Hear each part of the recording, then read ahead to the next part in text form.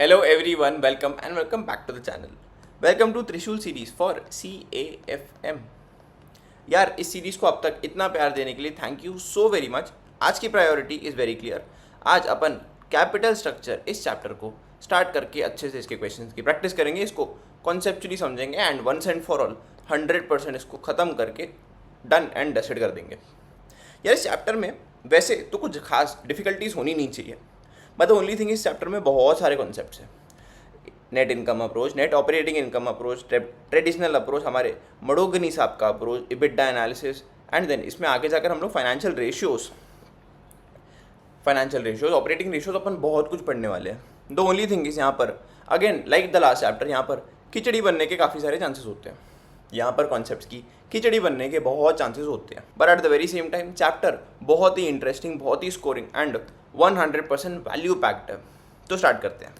या समझ जाते हैं अपन कैपिटल स्ट्रक्चर समझने वाले, तो कैपिटल स्ट्रक्चर का मतलब भी समझ सकते हैं. Capital structure of a company refers to the composition और make of its capitalisation including the long term capital resources. या देखो कैपिटल स्ट्रक्चर ना बड़ा सिंपल सा है. हमारी traditional format of balance sheet लिख देते हैं, equity and liability side, asset side. Capital structure मतलब पूरा का पूरा यहाँ का कि आपने अपने कितना परसेंटेजेस ऑफ रिसोर्सेज इक्विटी से उठाया एंड कितने के लिए आपने डेट लिया है.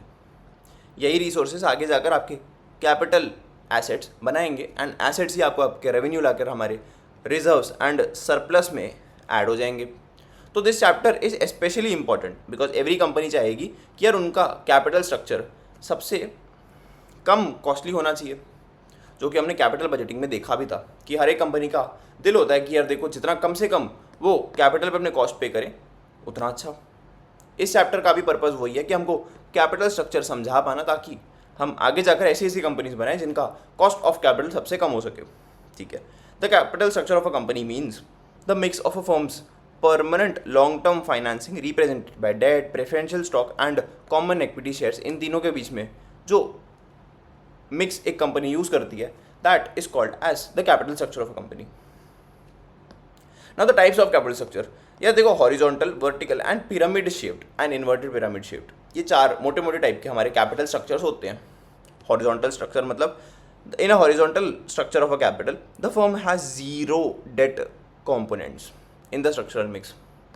मतलब यहाँ पर equity is 100%, debt is zero. मतलब भैया ऐसी कंपनीज मार्केट में एग्जिस्ट करती हैं? जी बिल्कुल करती हैं. ऐसी कंपनीज मार्केट में 100% एग्जिस्ट करती हैं जिनके पास कोई भी अमाउंट ऑफ डेट नहीं है. आप कितनी सारी लिस्टेड कंपनीज देख लोगे जिनके ऊपर 1 रुपये का भी डेट नहीं है. ठीक है जी. I am talking about permanent debt. Temporary debt चल जाते हैं लेकिन परमानेंट डेट उनके पास जीरो है. The absence of debt results a lack in the financial leverage. Financial leverage का मतलब हम लोग चैप्टर में आगे आने वाले टॉपिक्स में अच्छे से भरपूर डिटेल में पढ़ने वाले हैं. ठीक है. वर्टिकल कैपिटल स्ट्रक्चर इसका बिल्कुल उल्टा. By a very small amount of equity share capital, however यहाँ पर अपना debt capital is the majority. Debt capital यहाँ पर मेजॉरिटी में होता है. This base serves as a foundation on which the super structure of preference share capital and debt is built. यार हमने हॉरिजॉन्टल कैपिटल स्ट्रक्चर में देखा हमारा debt was close to zero. Vertical capital structure में हम देख रहे हैं हमारा equity is close to zero as a very small amount, लेकिन this acts as a super structure for preference share capital as well as debt. ठीक है भाई. Now a pyramid shape structure. Pyramid हमारे एक ट्रायंगल के shape में ऐसे build होते हैं. ठीक है. यहाँ पर are capital structure has large proportion consisting of equity share capital and retained earnings. यानी कि इसका majority of the base is equity share capital plus reserves and surplus. Reserves and surplus. And inverted pyramid मतलब इसका उल्टा. Inverted pyramid मतलब उल्टा pyramid. यहाँ पर capital structure has a very small equity component, reasonable level of retained earnings. इसका भी base हमारा इक्विटी प्लस रिजर्व्स. लेकिन हाँ इन्वर्टेड पिरामिड में बहुत ही छोटा परसेंटेज इस of the equity and reserves. लेकिन यहाँ पर नॉर्मल पिरामिड में हमारा पूरा का पूरा बेस ही हमारा इक्विटी एंड शेयर रिजर्व्स है हमारे. ठीक है. Significance of firm's capital structure. It represent the firm strategy. एक फर्म की स्ट्रैटेजी उनके कैपिटल स्ट्रक्चर से रिफ्लेक्ट हो जाती है. People criticise Adani's for their huge debt, but they are flourishing right. हर जगह हर एक कंट्रीज में जा जाकर वो पोर्ट्स खरीद रहे हैं. They are expanding like anything. मतलब हर एक कंपनी में डेट लेना कोई बुरी बात नहीं होती है. If you are able to effectively catapult that debt into your growth, debt is not necessarily bad. A firm's capital structure represents its overall strategy. The strategy includes the pace of growth. In case the firm wants to grow at a faster pace, it would be required to incorporate debt in its capital structure.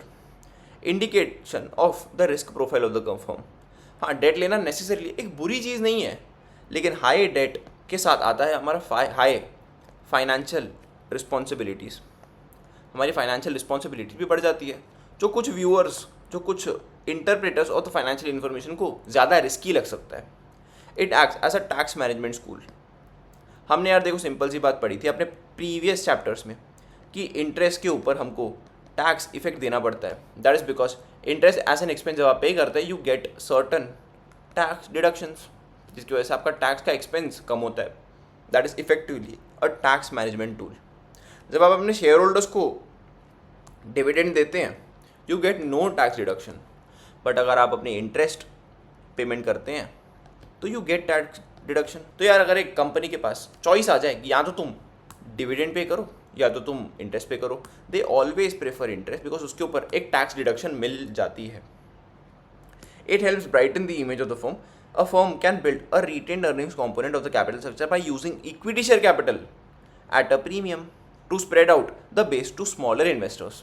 Such an act has two benefits. एक हाथ पे it helps the firm to improve its image in the eyes of the investor. At the same time, it reduces the chance of a hostile takeover. अगर मैं constantly पैसों के लिए अपनी equity issue कर रहा हूँ, पता भी नहीं चलेगा, आपकी कंपनी आपके नाक के नीचे कोई और लेके चला जाएगा. But that is absolutely not possible अगर आपने as a source of financing बहुत सारा डेट इशू कर रखा है. तो भले आपकी कंपनी शायद बर्बाद हो जाए, लेकिन कभी आपकी कंपनी का हॉस्टाइल टेक ओवर तो नहीं होगा. ठीक है. Capital structure versus financial structure. Financial structure and company के कैपिटल स्ट्रक्चर में क्या डिफरेंस होता है? Capital structure in engineering a structure refers to different parts of a building and thus in financial term financial structure refers to the components of finance in an organisation. मतलब financial structure में हमारे सारे assets, liabilities and capital सब कुछ आ जाता है. The manner in which the organisation assets are finance are refer to as in the financial structure. हमारी एसेट्स, लाइबिलिटीज, इक्विटी सब कुछ हमारे फाइनेंशियल स्ट्रक्चर में आ जाता है. हमने एक क्यूट टू सा format of our balance sheet हमारे चैप्टर नंबर 1 में बहुत अच्छे से देखे थे. Now planning and designing of the capital structure of a firm. एक फर्म किस फैक्टर को डिटरमिन करते हुए अपने कैपिटल स्ट्रक्चर को डिसाइड करना चाहिए. सबसे बड़ा एंड सबसे इंपॉर्टेंट फैक्टर, सबसे बड़ा रुपया. A firm का capital structure should give maximum returns to its shareholder with minimum added cost. मतलब सिंपल हमारा पर्पज यही है, cost of capital should be as low as possible so that return can be as high as possible. Risk, the use of excessive debt threatens the solvency of the company. यार as I said, debt is not significantly bad, but अगर आप excessive debt use कर रहे हैं, it should be avoided at all cost. Using excessive debt should be avoided at all cost. The primary intention of our all startup owners is control. चाहे आप थोड़ी ज़्यादा date लेकर अपनी कंपनी बर्बाद कर लें, लेकिन आपका हॉस्टाइल टेक ओवर होना is not a possibility in case of debt. ठीक है भाई. Capital structure should be determined with the debt capacity of a company, जो कंपनी टू कंपनी वेरी करता है. हर एक कंपनी की एक डेट कैपेसिटी होती है. Generally 2:1 is a good ratio, कि अगर आपकी इक्विटी 100 की है तो आपकी डेट 200 से ज़्यादा नहीं होनी चाहिए. But as I said, this is just a generalisation. ऐसे कोई नंबर्स या कोई रूल्स एग्जिस्ट नहीं करते हैं कि भाई 200 से ज़्यादा अगर आपने डेट ले लिया तो आपकी कंपनी को फांसी हो जाएगी. नहीं, ऐसा कुछ नहीं है. The capital structure should be flexible. जब आप चाहें तो आगे जाकर अपने कैपिटल स्ट्रक्चर को चेंजेस ला सकते हैं. ठीक है भाई. Designing of a capital structure. A capital structure should be functional, flexible and it should be conforming to all the statutory requirements. एक ऑप्टिमल कैपिटल स्ट्रक्चर में क्या होना चाहिए? एक तो यार देखो, हमारे शेयर होल्डर्स का रिटर्न हाई होना चाहिए and cost should be as low as possible. ये चीज़ें करने के लिए हमको सिंपली हमारी फर्म की रिक्वायरमेंट देखनी है. या देखो, ऐसे कुछ बिजनेसेस होते हैं जहाँ पर हमको कॉर्पोरेट बॉडी ही चाहिए होती है. वहाँ पर आपका सोल प्रोप्राइटरशिप, यहाँ पर आपकी पार्टनरशिप्स काम ही नहीं करती. वहाँ पर आपको LLPs, companies, whether that be private, public private does not matter, लेकिन कंपनीज या कॉर्पोरेट बॉडीज ही चाहिए होती है. तो the very initial step is the assertion of the requirement of the capital of the firm, की कंपनी को कैसे टाइप का कैपिटल आगे जाकर चाहिए होगा. And the availability of these different components, ठीक है। कॉस्ट हमारा कितना हो रहा है एंड रिटर्न हमारे इन्वेस्टर्स के लिए हम कितना जनरेट कर पा रहे हैं according to this capital structure, ठीक है। Factors influencing the capital structure, एक फर्म का कैपिटल स्ट्रक्चर किन बेसिस पे डिटरमिन हो सकता है, ठीक है। कैश फ्लो पोजीशन, अगर एक firm generally frequent cash flow नहीं डेवलप कर सकती, उनके लिए डेट तो है ही नहीं, बिकॉज डेट के ऊपर तो आपको पीरियोडिकली इंटरेस्ट पे करना पड़ता है, ठीक है भाई। इंटरेस्ट कवरेज रेशियो ICR, जो हम प्रीवियस CA के सिलेबस में रेशियो एनालिसिस में बहुत ही अच्छे से पढ़ चुके हैं। इंटरेस्ट कवरेज रेशियो मतलब आपका प्रॉफिट आपके इंटरेस्ट को कितने टाइम्स कवर कर लेता है। With the help of this ratio an effort is made to find out how many times the EBIT is available to pay the interest. The capacity of the company to use debt capital will be directly proportional to this ratio. जितना ये ratio ज़्यादा, आप उतना ज़्यादा date handle कर सकते हो, ठीक है। Now debt service coverage ratio, यहाँ पर हम लोग बोथ इंटरेस्ट एंड प्रिंसिपल को कंसिडर करते हैं कि आपका इंटरेस्ट एंड प्रिंसिपल दोनों पे करने के लिए क्या आपके पास सफिशिएंट रिसोर्सेज है क्या। कॉस्ट ऑफ डेट, अगर आपके डेट का कॉस्ट बहुत ज़्यादा है, इट बिकम्स एब्सोल्युटली डेट्रीमेंटल। इससे अच्छा तो भाई इक्विटी ले लो, हाई कॉस्ट भरने से ज़्यादा अच्छा इक्विटी ले लो, ठीक है। रिटर्न ऑन इट्स इन्वेस्टमेंट, हमारा as I said primary intention is maximum return to whom, to our share holders. And the rate of tax, समझो मेरे जितना ज़्यादा मुझे टैक्स बेनिफिट मिल रहा है डेट इशू करके, that is directly proportional to the rate of tax. जितना ज़्यादा रेट ऑफ टैक्स उतना ज़्यादा tax benefit. The rate of tax determines the cost of debt. If the rate of tax is high the cost of debt decreases. जितना ज़्यादा आपका tax का rate होगा उतना आपका कॉस्ट ऑफ डेट कम हो जाएगा, यानी कि उतना ज़्यादा आपको टैक्स में बेनिफिट मिलने लग जाएगा। योर कॉस्ट ऑफ इक्विटी, यार इक्विटी बहुत इंपॉर्टेंट है, लेकिन as any form of capital अगर आपका कॉस्ट बहुत ही हाई है, it is detrimental to the long term growth of a company, ठीक है। फ्लोटेशन कॉस्ट, आपका किसी भी टाइप ऑफ कैपिटल का flotation cost matters a lot. अगर आपका किसी स्पेसिफिक सेक्टर का फ्लोटेशन कॉस्ट बहुत हाई है, वहाँ से जनरली फर्म फंड्स लेना प्रेफर नहीं करती है, बिकॉज आपका कॉस्ट ही बहुत ज़्यादा होता है, आपका कॉस्ट ही वहाँ पर काफ़ी ज़्यादा हो जाता है, ठीक है। रिस्क कंसिडरेशंस, हमारे ऑपरेटिंग एंड बिजनेस रिलेटेड काफ़ी रिस्क हो सकते हैं, that comes with our capital structure. It refers to the risk of inability to discharge permanent operating cost. अगर आपके पास ऑपरेटिंग कॉस्ट रीपे करने की परमानेंट इनकैपेसिटी हो रही है, तो यार देखो गोली मार दो ऐसे कैपिटल स्ट्रक्चर को। And there are financial risk, यानी कि आपके ऑपरेटिंग फाइनेंशियल सारे के सारे रिस्क आपको ड्यू कंसिडरेशन देना पड़ेगा। It refers to the inability to pay fixed financial payments as promised by the company.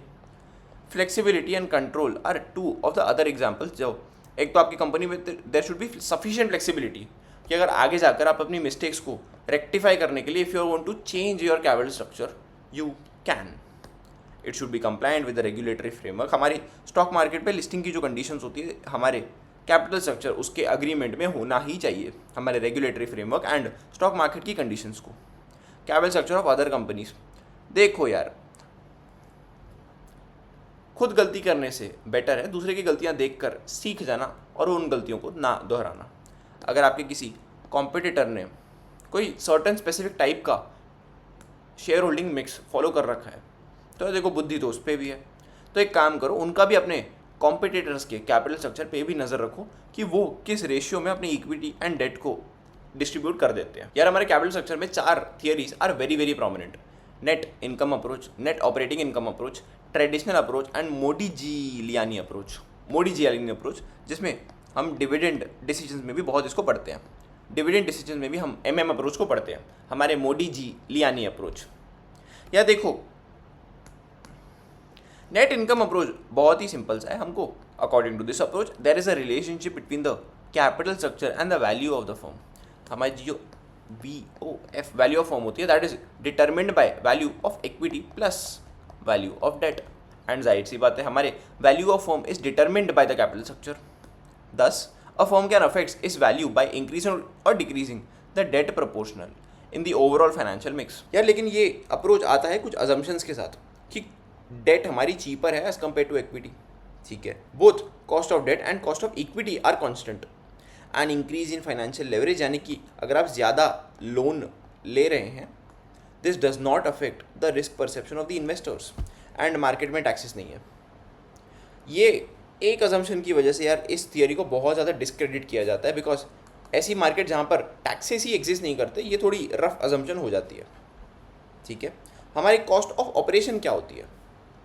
हमारे टोटल बिजनेस की कॉस्ट, मतलब कॉस्ट ऑफ डेट।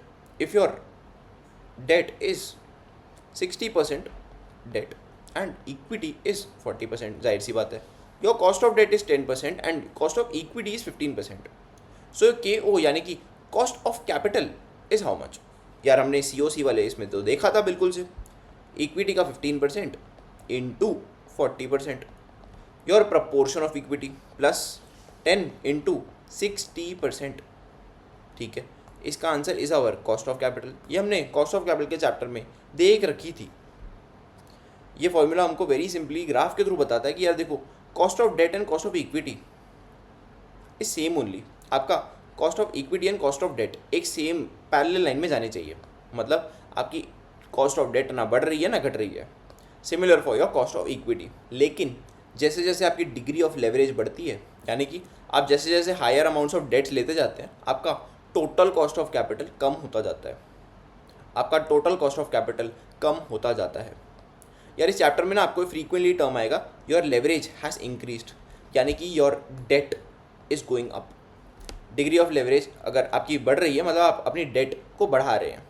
जैसे जैसे आपकी डेट बढ़ती जाएगी, आपका cost of capital comes down, because आपका debt is cheaper than equity, because we are assuming your debt is cheaper than equity. Simple सी बात है, जैसे आप ज़्यादा से ज़्यादा लोन्स लेंगे, आपका इंटरेस्ट का खर्चा आपको टैक्स बेनिफिट ज़्यादा से ज़्यादा देता जाएगा एंड आपका कॉस्ट ऑफ कैपिटल कम हो जाएगा।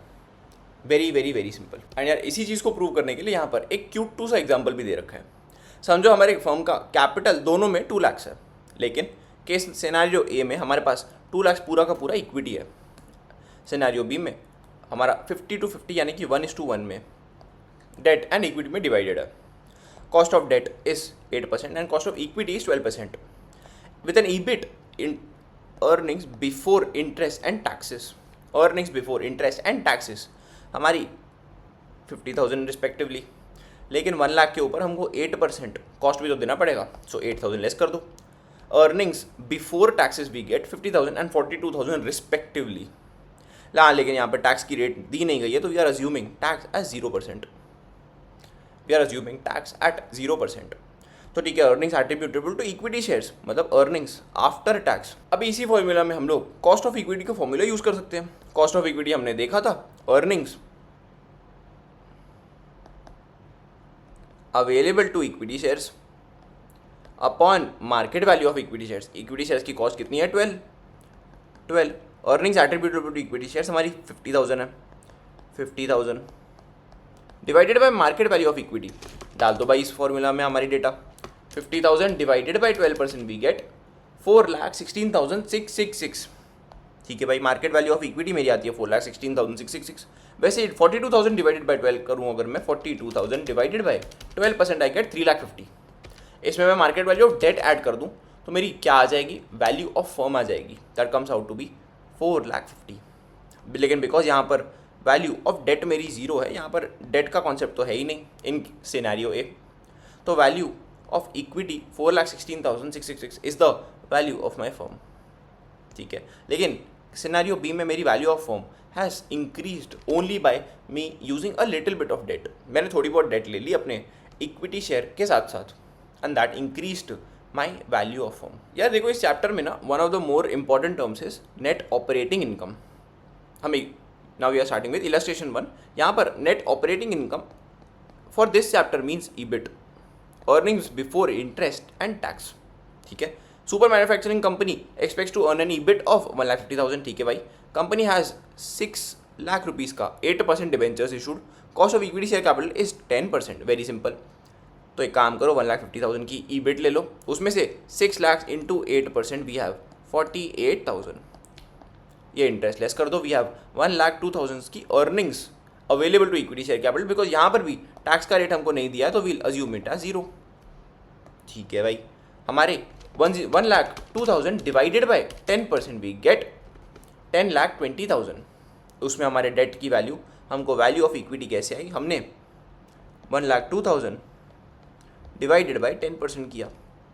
ये कैसे आ गया, हमको कॉस्ट ऑफ इक्विटी के फॉर्मूला से, earnings attributable to equity share holder जो हमने पहले पढ़ रखा है, divided by market value of equity shares. हमको मार्केट वैल्यू कैलकुलेट करनी है, so let this be X. So X equal to 1,02,000 divided by cost of equity, that is 10%। आ गया हमको हमारी एक्स की वैल्यू, दैट इज 10,20,000। प्लस कर दो value of debt, very simple, 6 lakh, 16,20,000 is the value of the total firm. तो आ गई हमको हमारी फर्म की वैल्यू। तो यार ऐसे आ गई हमको हमारी इक्विटी की वैल्यू 10,20,000। प्लस कर दूं अगर मैं 6 लाख, दैट इज टोटल 16,20,000। तो मेरी टोटल कॉस्ट ऑफ कैपिटल यानी कि KO, cost of the organisation कितनी है। या देखो खर्चा तो मेरा सिर्फ 1,50,000 ही होगा, मेरे 48,000 मेरे डेट होल्डर्स का, प्लस 1,02,000 मेरी इक्विटी वालों का। लेकिन मेरी value of market value of firm कितनी है, 16,20,000। 16,20,000 is my entire market value of firm. बताओ भाई कितना होता है, 1,50,000 divided by 16,20,000 into 100 I gate 9.259, यानी कि 9.23% अप्रॉक्सीमेट। येस, 9.23%। ठीक है भाई। Next example we have earnings before interest and tax. हमको cost of equity, cost of debt, everything we have been given. हाँ, यहाँ पर टैक्स भी दिया हुआ है। यहाँ पर हमारे पास टैक्स का अमाउंट नहीं था, तो क्वेश्चन नंबर 1 को इग्नोर करो। यहाँ पर हमको टैक्स का रेट 10% दिया है। ईबिट हमारे पास वेरी सिंपली आता है 3,50,000 ईबिट, सही है। हमारी 7.2% पे हमारी डेट लगती है, दैट इज इस रेट पे 7,200 माइनस करूँ अगर मैं 3,50,000, आई गेट 34,28,000, 3,42,800। मेरी earnings before tax minus 10% I get earnings attributable to equity share holders, I get 30,85,20। अब चलो भाई मैं मेरे इक्विटी शेयर होल्डर्स का कॉस्ट कैलकुलेट कर लेता हूँ। मेरी वैल्यू ऑफ डेट तो वेरी सिंपल है, कहाँ दी हुई, 100,000। Value of equity is how much, divided by कर दूंगा 10%, वेरी सिंपल, 308,5200 इंटू 10 प्लस 31,85,200, 31,85,200।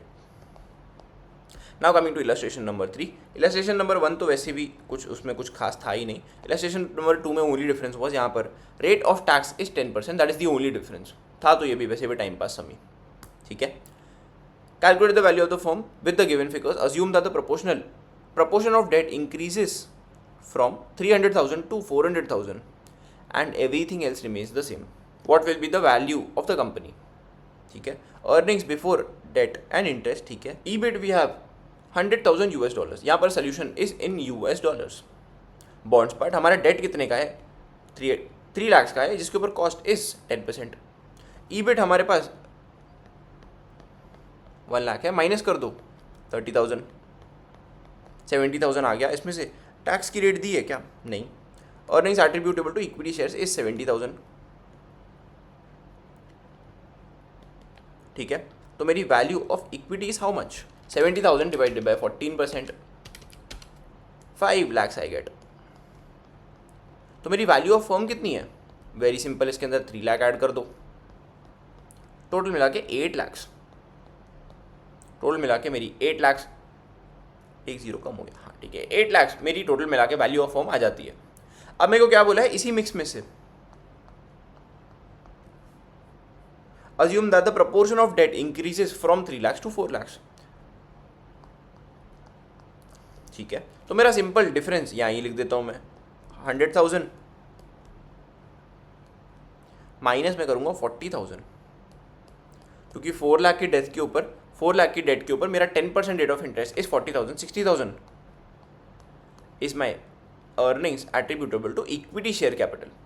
इसको मैं डिवाइड करूँगा by 14%, very simple, 60,000 divided by 14% I get 28,571.4 and मेरी वैल्यू ऑफ इक्विटी तो आ गई. Value of debt is how much? 4 lakhs. So मेरी टोटल वैल्यू इज 8,28,571.4 जो कि मेरे पहले के 8 लाख से थोड़ी ज़्यादा है. चलो देख लेते हैं, इज इट करेक्ट? हाँ, टोटल यहाँ पर 8 लाख था, हमारा पहले भी 80 लाख आया. 4,28,571, यहाँ पे 570 लिखा है. It is fine, it's okay. हाँ, यहाँ पे टोटल कॉस्ट ऑफ कैपिटल भी निकाल के दिखा है. That also you can do. Overall cost of capital KO, because यहाँ पर टैक्स नहीं है. वी कैन वेरी सिंपली से 30,000 हमारा, ये 30,000 हमारे डेट का कैपिटल का कॉस्ट, 70,000 हमारे इक्विटी का cost. 30,000 plus 70,000 1 lakh divided by 8 lakh in the first case. हमारा cost upon value of firm, ठीक है. एंड सेकेंड केस में वही simple 1 lakh divided by 8 lakh 28,571.4.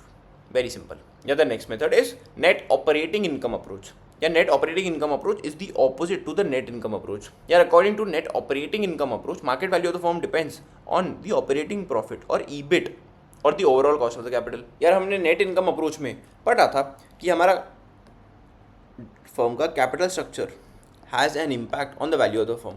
लेकिन यार ये मेथड थोड़ा सा अलग है. According to net operating income approach, the market value of the firm depends on the net operating profit EBIT और the overall cost of the capital. हमारे फाइनेंसिंग या हमारे कैपिटल स्ट्रक्चर का कोई भी फ़र्क हमारे वैल्यू ऑफ फर्म पे नहीं पड़ना है. हमारे फाइनेंसिंग में या हमारे कैपिटल स्ट्रक्चर का कोई भी फ़र्क हमारे वैल्यू ऑफ फर्म पे नहीं पड़ता है. ये इस मेथड का कहना है. The investors see the firm as a whole and thus capitalise the total earnings of the firm to find out the value of the firm as a whole. The overall cost of capital KO is a constant and depends upon the business risk and also is assumed to be unchanged. ठीक है भाई. The KD is also assumed to be. तो यार हमारा यहाँ पर KO constant है and KD constant है. लेकिन पिछले वाले हमारे नेट इनकम अप्रोच में हमने क्या देखा था? Graph.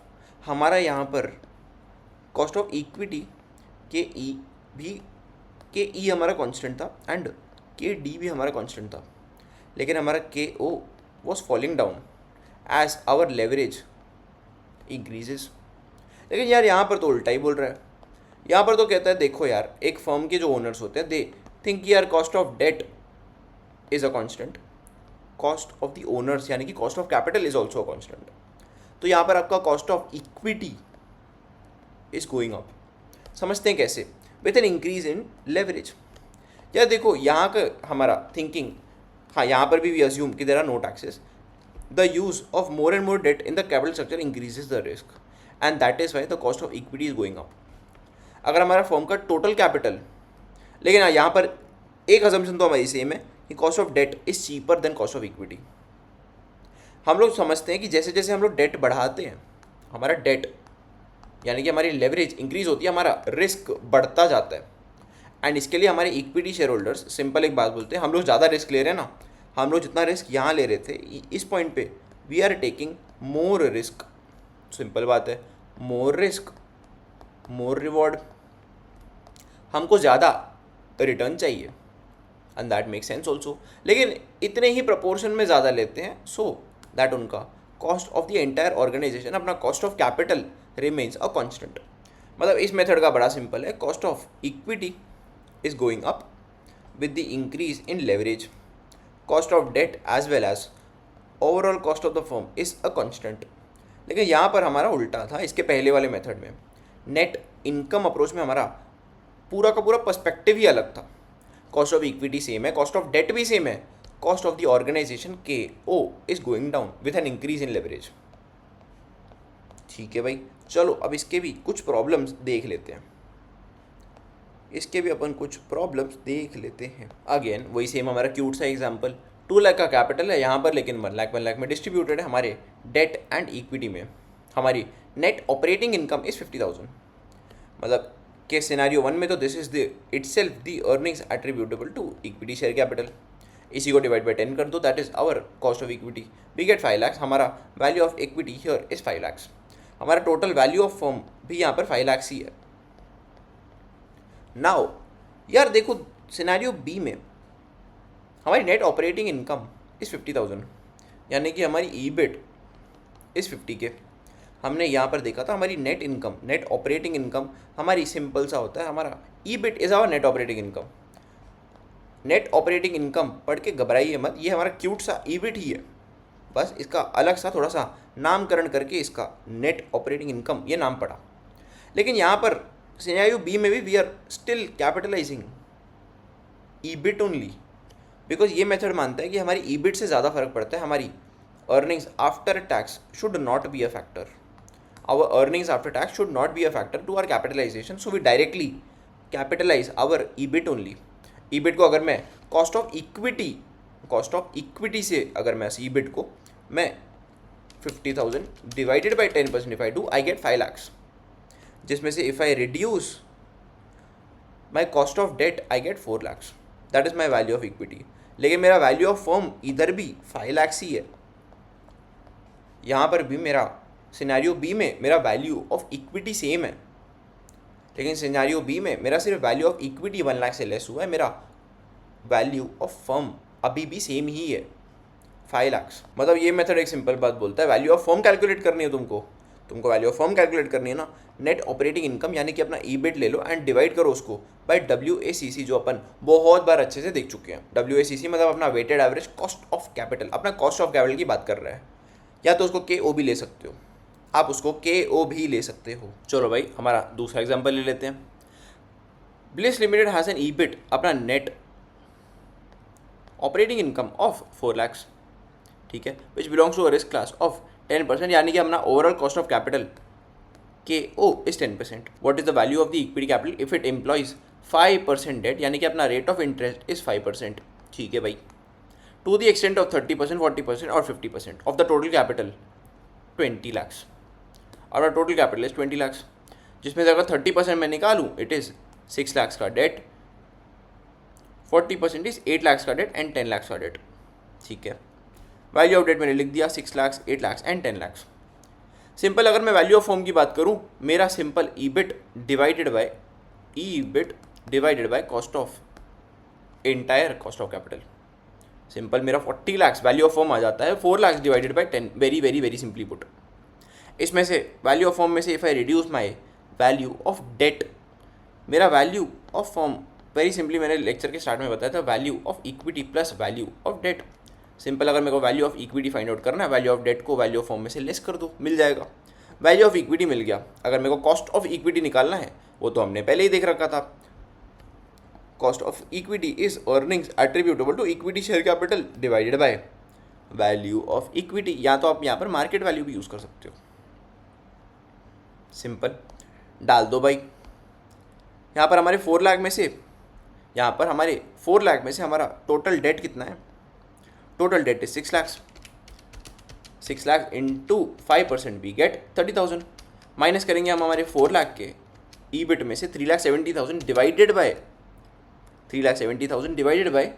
34 lakhs into 100 we get 10.88%। 10.88% की हमारी कॉस्ट ऑफ इक्विटी बैठ रही है हमारे केस नंबर 1 30% डेट के साथ। डेट अगर 40% हो जाए यानी कि मेरा लोन इस 8 lakhs इंटू 5%, यानी कि 40,000 का मैं इंटरेस्ट पे करूँगा out of an EBIT of 4 lakhs। मेरा 3,60,000 बचा for equity share holders of 32 lakhs।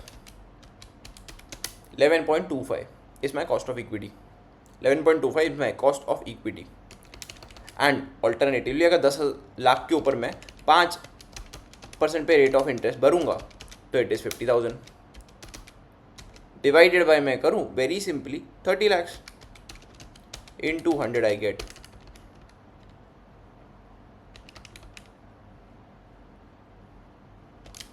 4 lakhs minus 50,000 divided bye 30 lakhs I get 11.67%। 11.67% is my cost of equity here. यार क्वेश्चंस इसके बड़े सिंपल्स है, लेकिन बस एक ट्रेंड फॉलो करते हैं। These questions are not particularly difficult. आपके कॉस्ट ऑफ इक्विटी के लिए ये एक यहाँ पर फॉर्मूला भी मेंशन्ड है कि आपका cost of equity is equal to your cost of, और क्लियर जस्ट, हाँ, your cost of equity is equal to your cost of entire capital plus KO minus cost of debt into your debt upon equity. यार ये formula कब use करना है यार, देखो जब भी क्वेश्चन में ऐसी डेटा मेंशन हो जो आप इस फॉर्मूला में डाल सके, you can freely use this formula also. आपका आंसर दोनों मेथड्स में एकदम ही सेम आएगा, cost of capital plus cost of capital minus cost of debt into D by E. Your cost of capital plus cost of capital minus cost of debt into D by E is one of the simple formulas. ये पूरा का पूरा मत्था बच्ची, ये इतना लंबा मत्था बच्ची करने से बेटर पूरा एक फॉर्मूला में डालो, आंसर मिल जाएगा। Cost of capital plus cost of capital minus cost of debt into D by E is your cost of equity K E. आप उसी फॉर्मूला यूज़ करके अगर आप आंसर निकालोगे, आपका आंसर इधर भी सेम ही आने वाला है। चलो भाई, example number 2, Apple limited has an EBIT of 5 lakhs. The firm's cost of debt is 10% and currently the firm employs 15 lakh rupees का debt. Overall cost of capital is 15%. You are required to calculate the value of the firm. यार value of the firm तो very simple, 5 lakhs divided by 15%, that is KO divided by 5 lakhs divided by 15%, we get 33,33,333. 33,33,333. अगर इसमें से मैं 15 लाख रुपए हटा दूं तो आई गेट माई इक्विटी का value as 18,33,333. 18,33,333. Cost of equity कितना आ जाता है? 18,33,333. तो मेरा वैल्यू ऑफ इक्विटी है। Earnings attributable to equity capital निकालो, 5 lakhs माइनस 1,50,000 डेट का interest 10% divided by 18,33,333 into 100 I get 19.09%. 19.09, is it correct? 19.09%. Very very very simple. हाँ, या तो अब ये वाले फॉर्मूला से भी यूज़ कर सकते हो, सिंपली यूजिंग यार के ई इंटू प्रपोर्शन वाला फॉर्मूला। ठीक है, आप वैसे भी करोगे, answer is still going to be the same. A and B are two companies completely identical to each other except their capital structures. A Limited has 50% debt and 50% equity, whereas B Limited has 20% debt and 80% equity. A and B Limited का debt to equity इसका 50 है और अपना equity भी 50 है, whereas B Limited के पास 20% debt है and 80% equity है। ठीक है भाई, it is to be noted that all the percentages are in market value terms. Borrowing rate of both of companies is 8% and tax नहीं exist करता। Very good. If you own 2% of shares in A Limited, determine your return if the company has a net operating income of 3,60,000. The overall capitalization is 18%.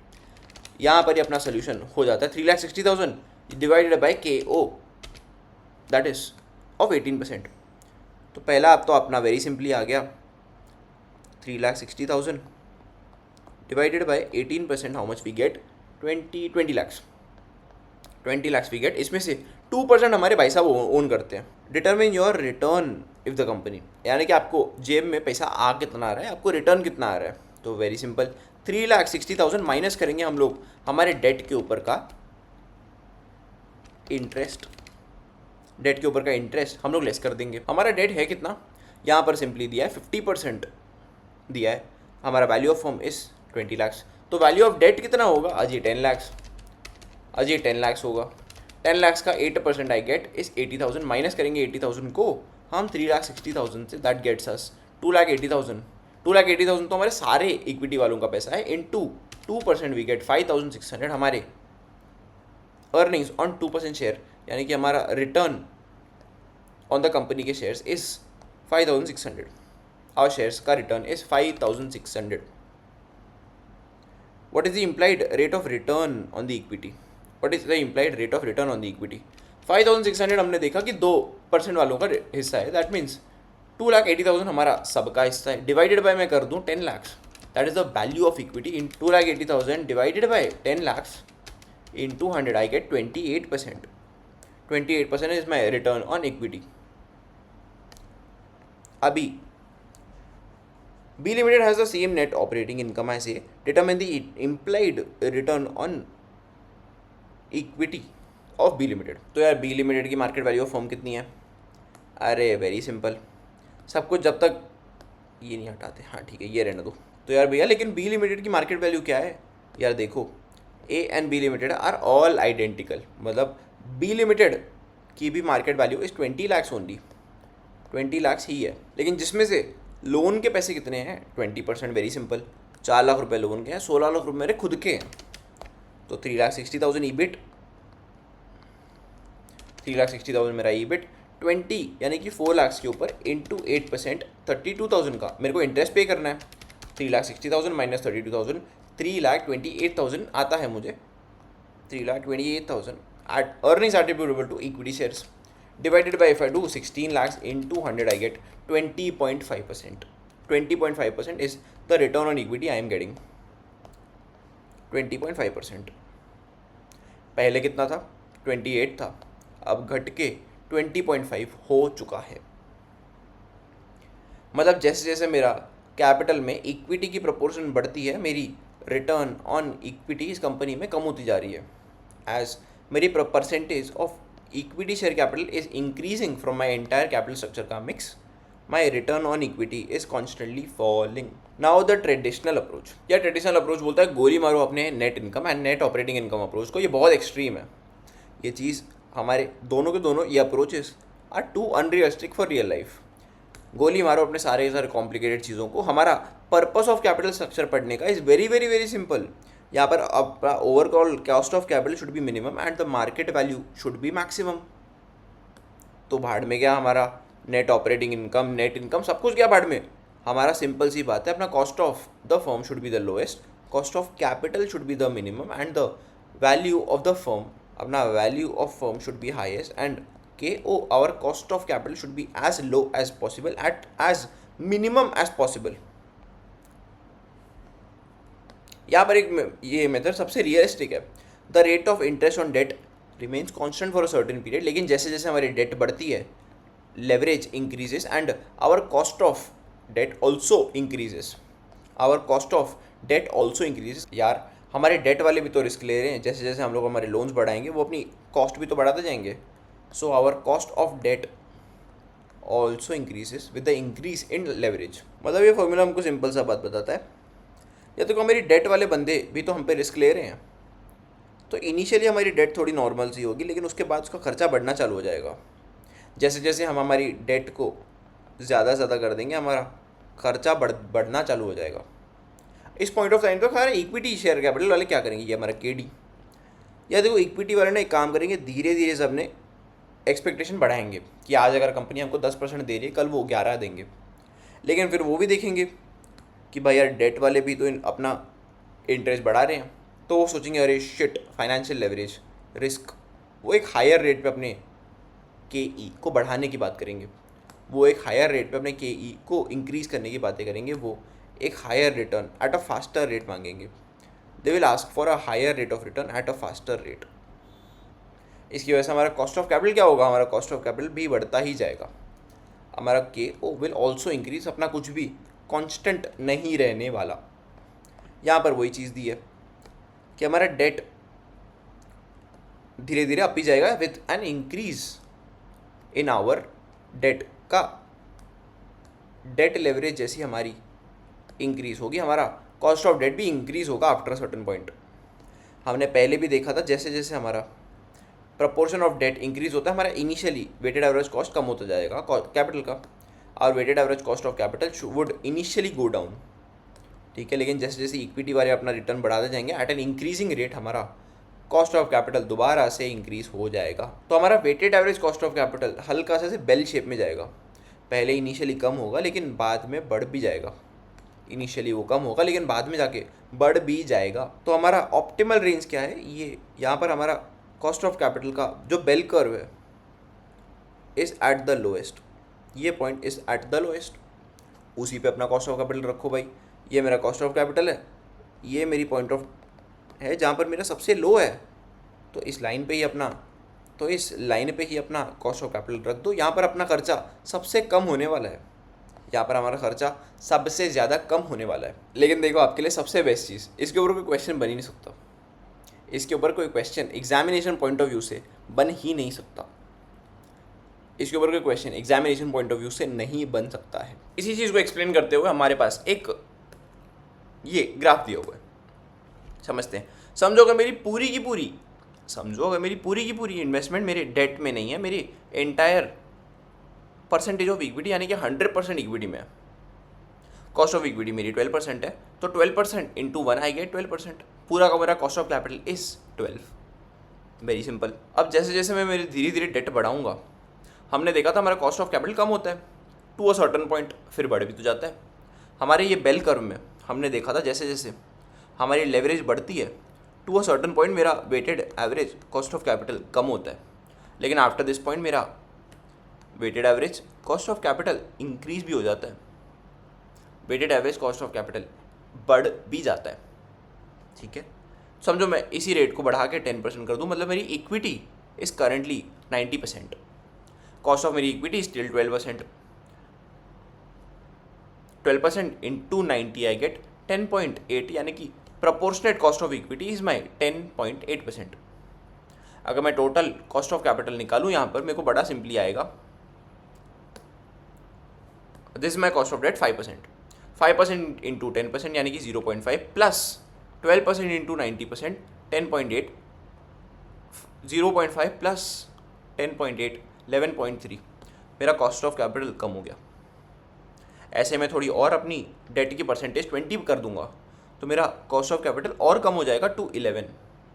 It will go till 10.75, यानी कि 30% and 70% is my optimal mix.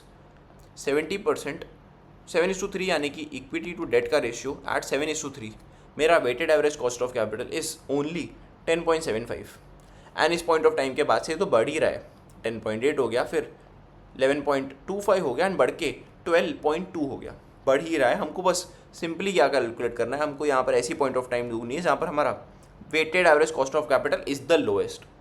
And इसके ऊपर exam point of view से questions बनना थोड़ा सा मुश्किल होता है, बट क्या इसका मतलब ये है कि ये अप्रोच यूजलेस है या आपको पढ़ने में कम फोकस करना है? यार देखो, ICSI का कोई भरोसा नहीं है, ऐसा टाइप का कोई क्वेश्चन दे देगा घुमाने के लिए एंड आप वहाँ घूम भी जाओगे।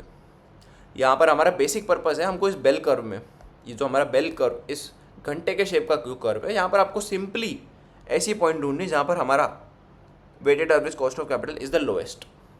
Weighted average cost of capital is the lowest, यहाँ पर आपको सिंपली यही चीज़ ढूंढनी है।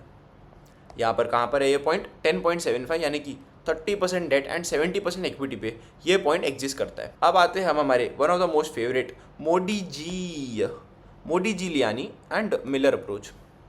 मोडी जी लियानी अप्रोच एंड मिलर अप्रोच, इसके ऊपर हम लोग डिविडेंड डिसीजंस, जो हमारा नेक्स्ट चैप्टर होने वाला है उसके ऊपर भी हम यहाँ पर डिस्कशन करने वाले हैं। हम इस मेथड के ऊपर डिस्कशन हमारे डिविडेंड डिसीजन इस चैप्टर में भी करने वाले हैं। हमारे मोडी जी एंड मिलर भाई साहब का इसमें बहुत बड़ा योगदान था। हमारा approach was very ahead of its time. They concluded that the value of the firm solely dependent on its future earning stream, कि आप आगे जाकर कितने, कैसे एंड कहाँ से पैसे कमाने वाले हो, सिर्फ अपनी वैल्यू ऑफ फर्म उसी पे डिपेंडेंट होता है। हमारा डेट टू इक्विटी मिक्स का इस पर कोई भी फ़र्क नहीं पड़ता है।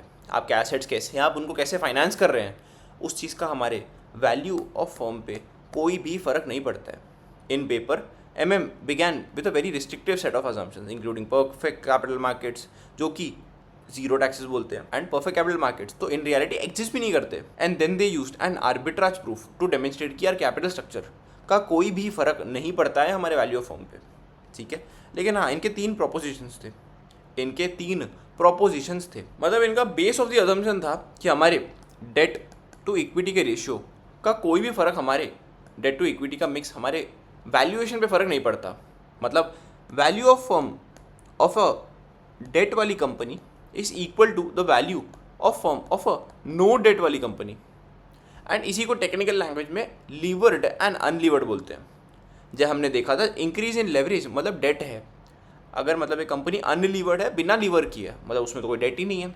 यहाँ पर वही बात बोली गई है कि value of firm of an unlevered company is equal to value of firm of a levered company. अगर आपके पास डेट अनलीवर्ड, मतलब अगर आपके पास डेट नहीं है तो भी आपकी value is equal to the firm जिसके पास डेट है।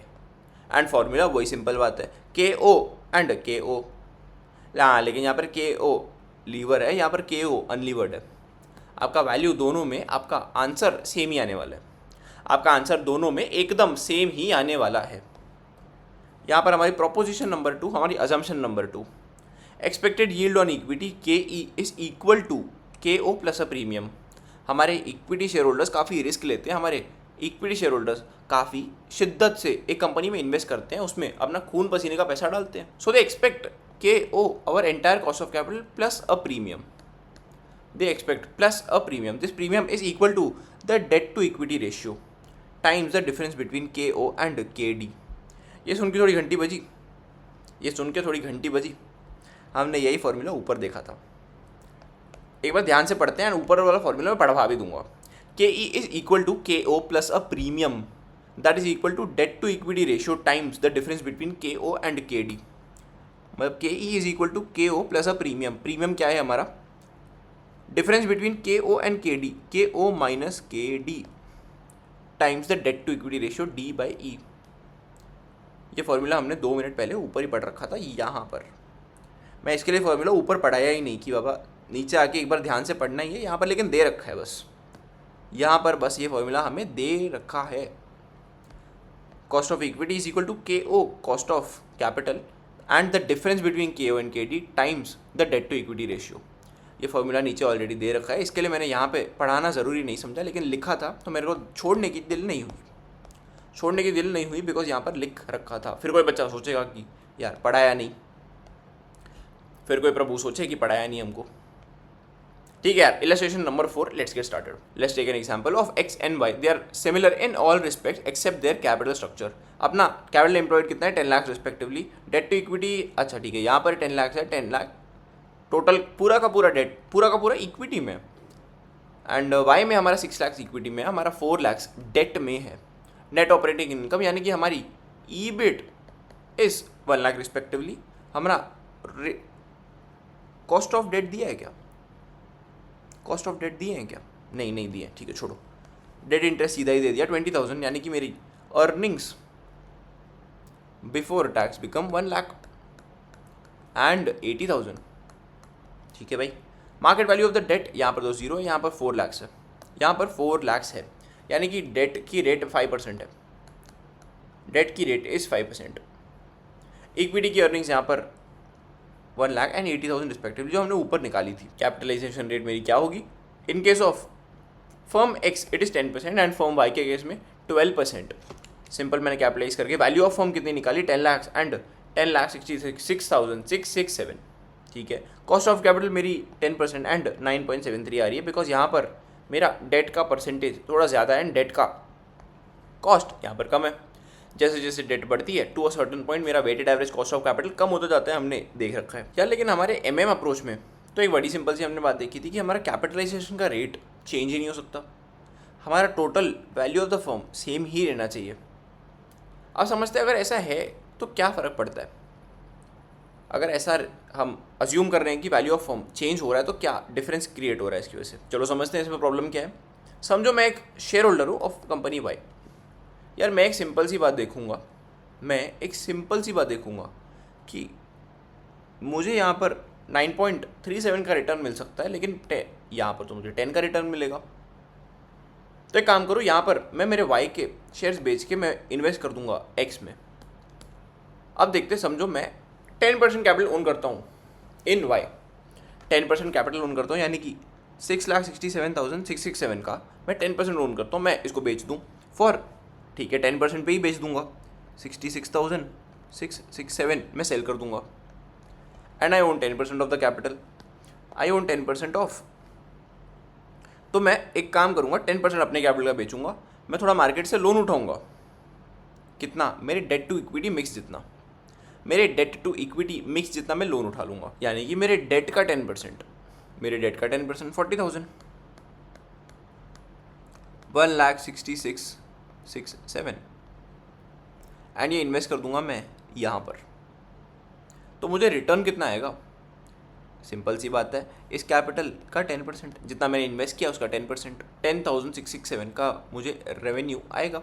लेकिन मेरा कॉस्ट भी तो होगा, बिकॉज मैंने 400,000 का 10% यानी कि 40,000 बोरो भी तो किया है at the rate 5%, at the rate of 5% कितना होता है वो 2,000। आंसर कितना आता है मेरा 8,667 का मेरे पास नेट इनकम आ रहा है। लेकिन अगर समझो मैं ऐसा ना करता तो मेरे को कितना पैसा आता? मेरी इक्विटी वालों की अर्निंग्स इज 80,000, इसका 10% यानी कि 8,000 ही तो आता, 8,000 ही तो आता। लेकिन यहाँ पर अब मुझे कितना आ रहा है? 8,667। यहाँ पर मेरी 667 की अर्निंग्स सिंपली बढ़ गई। और यही चीज़ हमको यहाँ पर एग्जाम्पल में लेकर दिखाई गई है।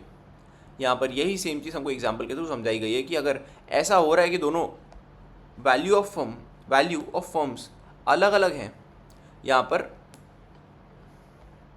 जितनी वैल्यू ऑफ फर्म है से ज़्यादा है, यहाँ पर 66,667 से जिस फर्म की वैल्यू ज़्यादा है उसके शेयर होल्डर्स प्रीवियस में डिप होना चालू हो जाएंगे। ठीक है, मेरी एंटिटी वाई का 66,667 से मार्केट वैल्यू अप हो गया। इसका सिंपल सा मतलब है यहाँ के शेयर होल्डर्स एक्स में डिप होना चालू हो जाएंगे। दे विल सेल वाई के शेयर्स एंड बाय एक्स के shares so that they can earn better revenue there, and यही प्रॉब्लम को सॉल्व करते हुए हमारे एम भाई साहब दोनों ने बोला हमारी market value of the firm should remain constant. हमारी market value of the firm पे कोई फ़र्क नहीं पड़ता है हमारी कैपिटलाइजेशन का। यहाँ पर हमारे को वही एग्जांपल दिया हुआ है लेकिन with the rate of 1%, with the rate of 1%। हमारा यहाँ पर एग्जाम्पल वही सेम है। तो यार इस थ्योरी के क्रिटिसिज्म्स क्या क्या है? अगर MM theory was correct, managers would not have to concern with themselves with capital structure decisions। अगर इस थियरी का सिंपल सा जो मतलब है कि कैपिटल स्ट्रक्चर का कोई फ़र्क ही नहीं पड़ता है, तो यार मैनेजर्स इतना दिमाग मत्थापच्ची करते क्यों है इस बात पे? अगर कंप्लीटली अनइम्पॉर्टेंट है तो इग्नोर क्यों नहीं करते? Because such decisions would not have impact on the stock prices. However, like most theories, MM's results would hold true only in a particular set of assumptions, जो कि रियलिस्टिकली सच्ची बोलो possible ही नहीं है। हम अज्यूम कर रहे हैं कि टैक्स नहीं है, परफेक्ट कैपिटल मार्केट सिचुएशन है, जो कि रियलिटी में कभी एग्जिस्ट कर ही नहीं सकता। इस थियरी में corporate taxes were ignored up to 1963। With corporate taxes considered a firm stock prices was shown to directly be related to its use of debt financing. Higher the percentage of debt financing, higher was the stock price. Because जितनी अपन date ज़्यादा use करेंगे आपको tax benefit ज़्यादा मिलते जाएंगे, and आपका weighted average cost of capital अगर आप इसके क्लोज यूज़ कर रहे हैं फिर तो आपकी कंपनी के लिए बेनिफिट ही बेनिफिट है, आपकी कंपनी के लिए बेनिफिट ही बेनिफिट है। The empirical evidence against MM hypothesis कि यार MM हाइपोथेसिस कोई काम की नहीं है।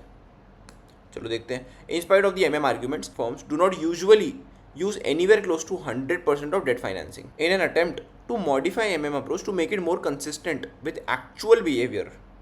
यहाँ पर MM थियरी हमको तीन चीज़ें बोलती है कि यार देखो, a certain amount of debt is good. ऐसा नहीं है कि डेट बुरी चीज़ है, लेकिन हाँ, too much of debt is bad, too much of everything is bad. And हाँ, there is an optimal structure जो कि हमको weighted average cost of capital के इस बॉटम पे मिल जाता है। इस बॉटम पे हमको वही एक ऑप्टिमल स्ट्रक्चर मिल जाता है। या the next theory is EBIT and EPS analysis. यार देखो, नंबर्स नेवर लाई, नंबर्स कभी भी झूठ नहीं बोल सकते हैं। हमारा earnings per share as a measure of the firm's performance analysis of the impacts of the financial alternatives is a very good first step. Essentially this method involves कि अपन कंपेयर करते हैं कि हर एक मेथड ऑल्टरनेटिव में हमारा क्या EBIT का इम्पैक्ट पड़ रहा है। 4 केसेस है, 100%, 0%, 75, 25, 50, 50 एंड 25, 75। चलो भाई कंपेयर कर लेते हैं। ऑफ हमारा कैपिटल स्ट्रक्चर में तो अभी भी 100,000 नहीं है, 1 लाख रुपीज़ ही है। Equity share capital is of 100 each and debt currently carries a rate of 10%। तो चलो भाई कैलकुलेट करते हैं।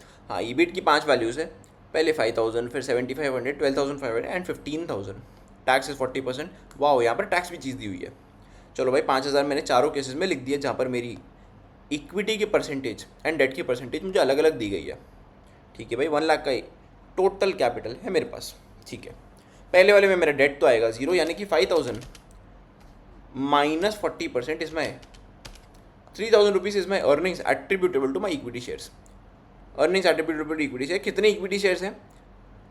ओके, वेरी सिंपल, पूरा का पूरा कैपिटल डिवाइडेड बाई 100, यानी कि 1,000। 3,000 divided by 1,000, I get earning per share of 3, earning per share of 3। ठीक है, उसका उल्टा मेरा उसका अलग सा केस, मेरा 1 लाख में से 75%, 75,000 is my equity and 25,000 is my debt. 25,000 into 10% I get 2,500 minus करूँगा 2500 को मैं 5000 में से, आई गेट 2500 मेरा अर्निंग्स बिफोर टैक्स, ठीक है, माइनस 40% 1500 मेरा अर्निंग्स आफ्टर टैक्स मुझे आता है इन केस नंबर 2 विथ 25% डेट। अरे वेरी सिंपल, 75,000 का मेरा equity share capital divided by 100 I get divided by 750, तो मेरा अर्निंग पर शेयर इज 2, ठीक है। Now when my debt increases to 50%, यानी कि 50,000 का डेट है मेरे पास, 50,000 इंटू 10% आई गेट 50,000 इंटू 10% 5,000। अरे यार मेरी पूरी ईबिट ही जीरो हो गई, तो मेरा earnings after tax and EPS तो फिर भी यहीं पर भी जीरो ही आएगा। लेकिन लास्ट केस मेरा 25/75 में क्या होने वाला है, 75,000 की मेरी डेट लाइबिलिटी है, इंटू 10 आई गेट 7,500। हाई ला, ये तो मेरे ईबिट से भी ज़्यादा है। 2500 का मेरे को लॉस आता है, 2500 का मुझे लॉस आ जाता है, डिवाइडेड बिटवीन 25 यानी कि 25,000 equity share capital upon 100 I gate 250। 2500 divided by 250 I get 10 का लॉस पर शेयर। नहीं, यहाँ पर 10 का लॉस पर share I am getting with my earnings per share. Earning per share मेरे को नेगेटिव में लॉस पर शेयर करके आ रहा है। अब समझो अगर मेरी ईबिट वुड हैव बीन 7500, ठीक है, सेम कैलकुलेशंस में अगर मेरी EBIT would have been 7500, calculation क्या होती, ठीक है भाई, मेरी अर्निंग्स इज 7500 इंटरेस्ट कोई है नहीं, माइनस करो 40%, डिवाइड करो बाय 1000 आई गेट 4.5%, 4.5, ठीक है। नेक्स्ट केस में my interest liability is 2500, 7500 minus 2500 minus 40% I gate 3000 divided by कितना 750 आई गेट 4 का earnings per share. Third case में 7500 माइनस 5000 का interest minus 40% I get 1500 divided by how much, divided by number of equity shares 500 divided by 500 I get 3 का EPS. And last case में very simple, 7500 minus 7500 मेरा earning per share is 0। अभी if the income increases to 10,000, अभी थोड़ा जल्दी करवाऊंगा, अभी थोड़ा सा जल्दी करवाऊंगा। अभी if my income increases to 10,000 मतलब very simple, interest first case में तो कोई डिवाइड नहीं होगा, minus 40% divided by 1000 I get 6 per share, I get 6 per share. 10,000 minus second case में it is 2500 minus 40% divided by 750, 6 per share, again 6 per share. हमारा यहाँ पर भी इट इज 6 पर शेयर।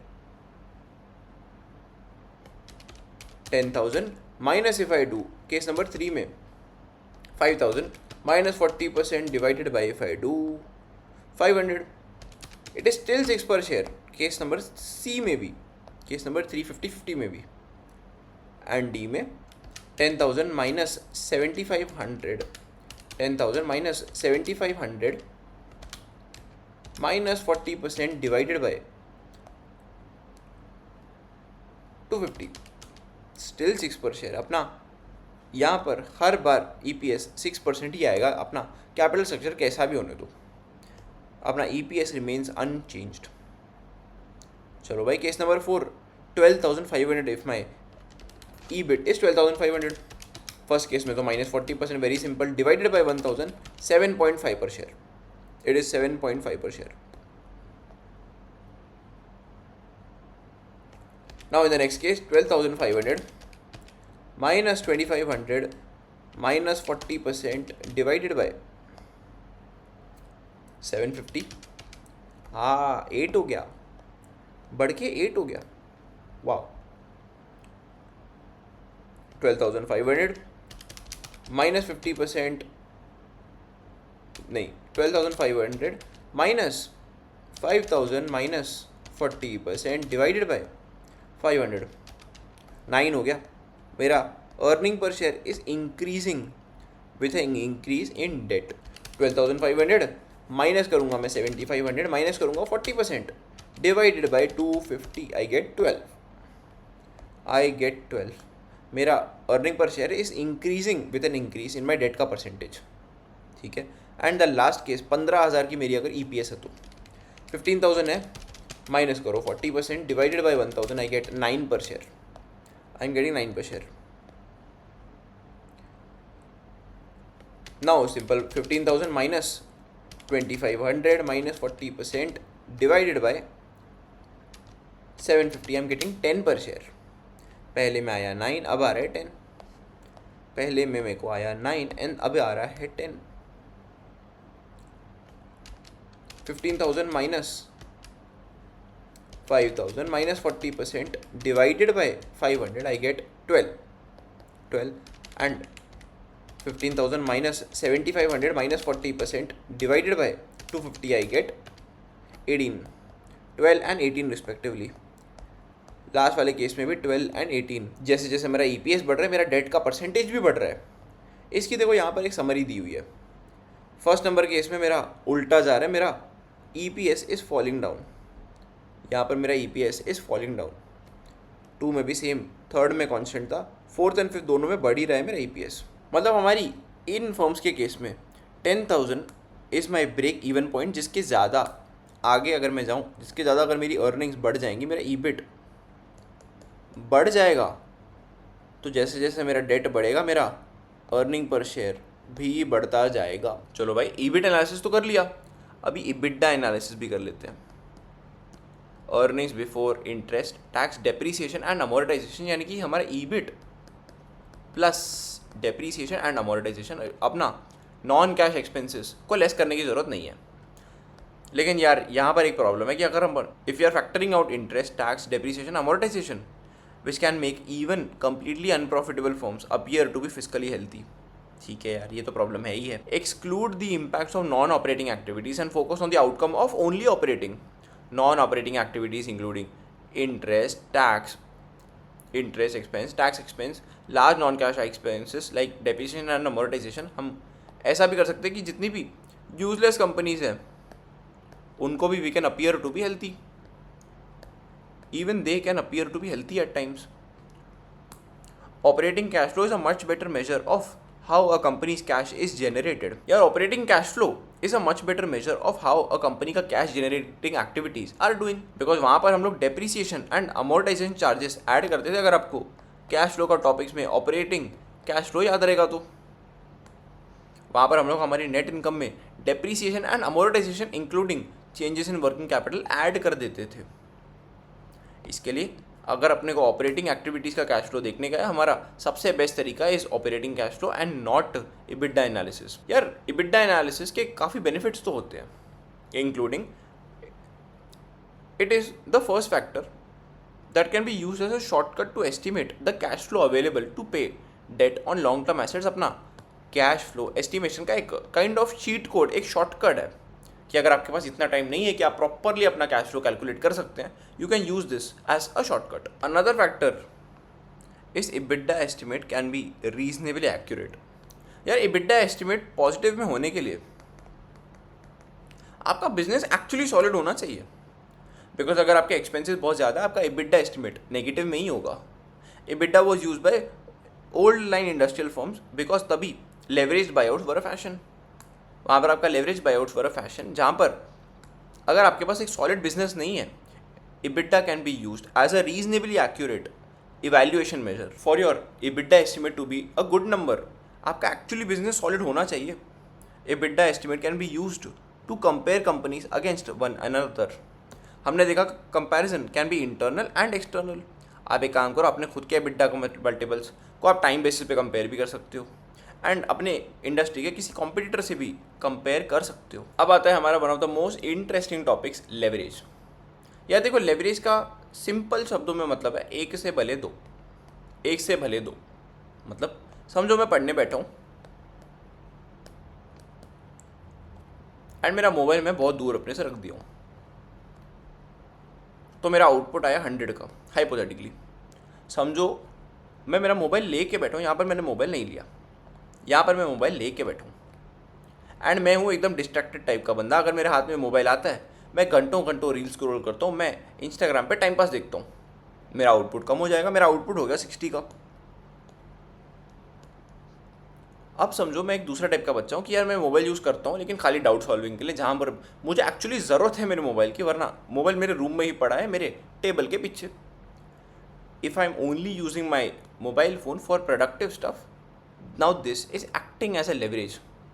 मैं अगर नॉर्मली सिर्फ 100 का आउटपुट निकालता, मैं विथ अ मोबाइल फ़ोन 120 130 समझो 135 का आउटपुट निकाल रहा हूँ, which is more than by normal output. I am using something to get more shit done. This is basically the concept of leverage.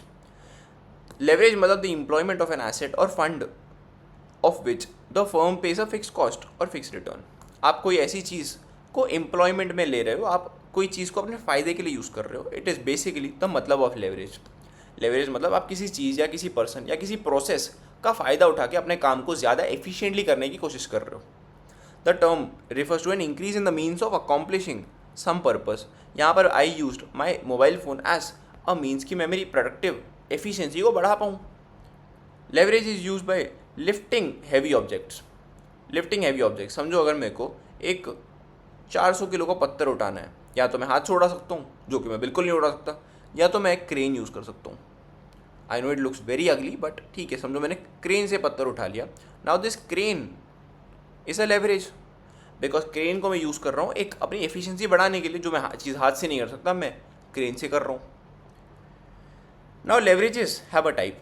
Operating leverages, financial leverages and combined leverages are the three types of our leverages.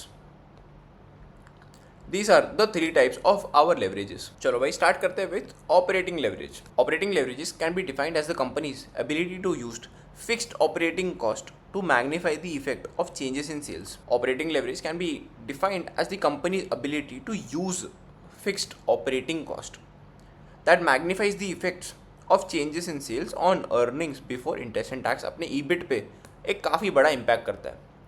ये समझने के लिए we need to understand this कि देखो मेरा sales, थोड़ा अच्छे से बनाएंगे इसको याद रखना है आपको एकदम अच्छे से. देखो सबसे पहले तो देखो मेरी सेल्स होती है minus if I do variable cost. मैं मेरा वेरिएबल कॉस्ट लेस कर दूँ तो मेरे पास जो बचता है उसको बोल कॉन्ट्रीब्यूशन मार्जिन. अगर इसमें से मैं मेरा फिक्स्ड कॉस्ट लेस कर दूँ, what I get is EBIT. EBIT के बाद की तो कहानी बड़ी सिंपल है. माइनस करो interest, you get EBT, minus करो tax, you get earnings after tax. इसमें से if you have preference dividend you less that, उसके बाद you get is E earnings attributable to equity shares. You get EATS earnings attributable to equity shares. लेकिन हाँ, ये पूरा का पूरा ट्रांजैक्शन आपको याद रहना चाहिए, ये पूरा का पूरा चेन आपको याद रहना चाहिए. ऑपरेटिंग लेवरेज का सिंपल सा फॉर्मूला है contribution divided by EBIT. Contribution divided by EBIT. Operating leverage can be calculated as contribution upon operating profit और EBIT. Operating leverage हम हाई कर सकते हैं अगर हमारा खर्चा ज़्यादा फिक्स कॉस्ट में होता है तो. When a company is had to have a higher degree of operating leverage, मतलब the company is employing greater amount of fixed cost. अगर मैं मेरा वेरिएबल कॉस्ट निकाल के यहाँ डाल दूँ, मेरा कॉन्ट्रीब्यूशन इंक्रीज हो जाएगा. कॉन्ट्रीब्यूशन अपॉन EBIT अगर I am doing EBIT if I am doing, and अगर मेरा कंट्रीब्यूशन इंक्रीज हो जाए, मेरा ऑपरेटिंग लेवरेज भी तो बढ़ जाएगा. मेरा ऑपरेटिंग लेवरेज बढ़ नहीं जाएगा फिर. चलो भाई वेरी सिंपल. अगर हमारा फिक्स कॉस्ट का खर्चा ज़्यादा है as compare to our variable cost, our operating leverage increases. चलो भाई देख लेते हैं अभी अपना सेल्स कितना है. अपना sales is 25 lakhs and 30 lakhs respectively. Variable expenses as a percentage of sales is 25 and 50% for A and 25% for B.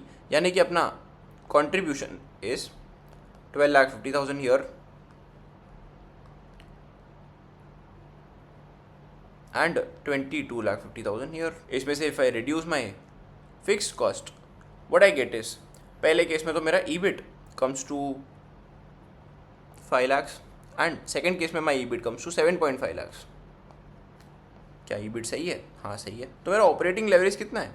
मेरा operating leverage is 12,50,000 divided by 5 lakhs. 12,50,000 divided by 5 lakhs, it is 2.5. Case 1 में it is 2.5 and case B में it is how much? 3. मेरा B का operating leverage is greater than company A. मतलब B is using more fixed cost as compared to company A. Now let's check. Operating leverage for company B is higher than that of A. B as higher degree of operating risk, जितना अपना leverage high अपना risk भी तो high है, जितना अपना leverage high उतना अपना रिस्क भी तो हाई है. The tendency of operating profit may vary proportionately with sales is higher for company B as compare to A. अपना बी का operating leverage is greater than that of A. Now the next ratio come as financial leverage का ratio, that is EBIT divided by earnings before interest and tax divided by earnings before tax. earnings before interest and tax divided by earnings before tax. And same बात है, ये ratio जितना ज़्यादा high होगा उतना ज़्यादा बुरी बात है, जितना ज़्यादा लो होगा उतना ज़्यादा अच्छी बात है. Simple. EBIT upon EBT earnings before tax percentage change in taxable income divided by the percentage change in operating income is a degree of our financial risk. Very simple. हमारा कैपिटल हमको दे रखा है, present EBIT is this much, calculate the financial leverage 50% tax bracket. Okay, 50,000 is our EBIT. इसमें से 1,25,000 into 8% we get 10,000, 40,000. EBIT interest, so EBIT, EBT. तो our operating ratio, तो our financial ratio comes to 5/4, that is 5 lakh divided by 4, 1.25.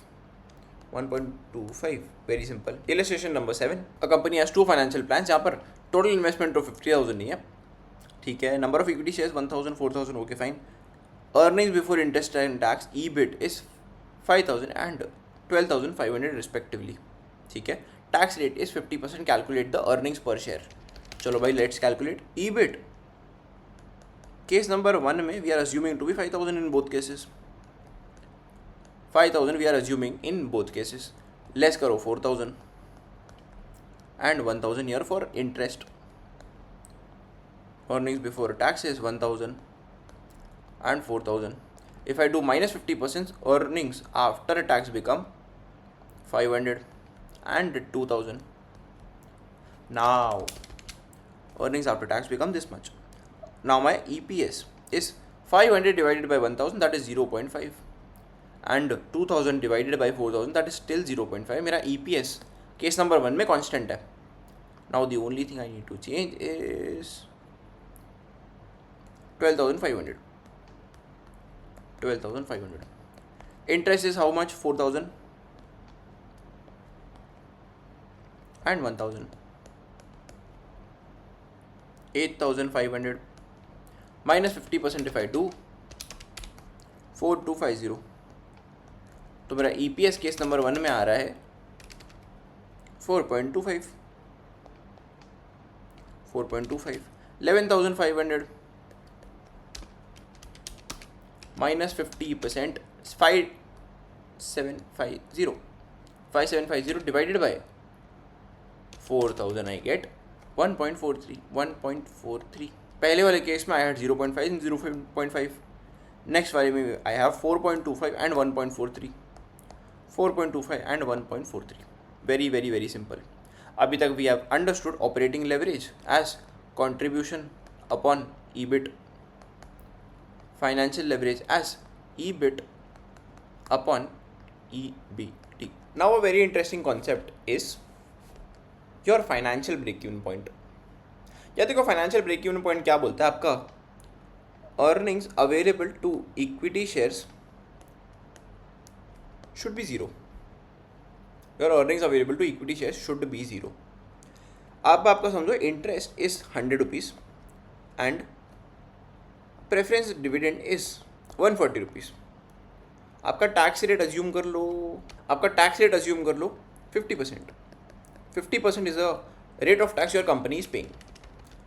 तो समझो मेरे कितने पैसे में कमाना चाहिए for my only interest liabilities to getting paid and मेरे इक्विटी शेयर होल्डर्स को 1 रुपया भी ना मिले. चलो भाई थोड़ी बैकवर्ड्स वर्किंग करते हैं. प्रेफरेंस डिविडेंड इज 140, तो मतलब मेरा earnings before tax should be at the highest. Earnings तो मेरा earnings after tax should be at the highest 140. Earnings after tax बराबर, तभी तो ये लेस होके मेरे पास 0 बचेगा. तो मेरा earnings before tax should be 140 divide by 50%, 280. Earnings before tax मेरा शुड बी 280. तो मेरा कंट्रीब्यूटेड टोटल, तो मेरा ईबिट एट द मोस्ट देखो 280 होना चाहिए. तो मेरा EBIT should be at the highest 380. अगर मेरा EBIT is 380 minus if I do 100 का interest, earnings before tax becomes 280. Minus करूँ अगर मैं tax, earnings after tax becomes 140 minus preference dividend 140. The answer is 0. सो अब मैंने बेसिकली यहाँ पर क्या किया, यहाँ पर I did 100 of my interest and preference dividend के लिए I did 140 divided 1 minus tax, because preference dividend के पहले मुझे टैक्स 50% का पे करना है. प्रेफरेंस डिविडेंड के पहले मुझे 50% का टैक्स पे करना है. So my this amount comes to 100 plus 280, that is 380. Now this is my rate of financial break even. यहाँ पर मेरे पास इक्विटी शेयर होल्डर को देने के लिए कुछ भी नहीं बचा है. Interest plus preference dividend divided by 1 minus T. यार ये क्वेश्चन में एक छोटा सा एरर है. अगर आप देखोगे प्रेफरेंस शेयर्स, यहाँ पर अमाउंट 5 लाख दिया है, preference dividend is 6 lakh. If we do 5 lakh into 12% it is 60,000.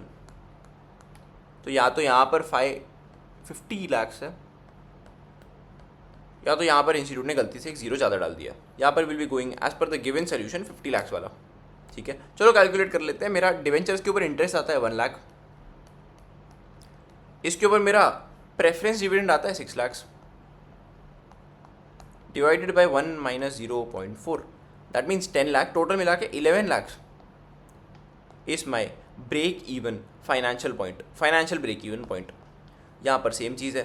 Financial break even point में से if I less interest minus करूँ मैं 40% का rate of tax, I get 6 lakh only. ये पूरा का पूरा 6 लाख मेरा प्रेफरेंस डिविडेंड में पे हो जाएगा. मेरा इक्विटी शेयर वालों के लिए कुछ भी बचेगा ही नहीं. मेरे को ज़ीरो बचना चाहिए, ज़ीरो बचना चाहिए. यार नाउ द वेरी इंपॉर्टेंट, यार now the very interesting concept, point of indifference. यानी कि इस पॉइंट पे आपको कोई फ़र्क नहीं पड़ता वेदर आप कोई एक्स रेशियो फॉलो करते हो या वाई रेशियो फॉलो करते हो.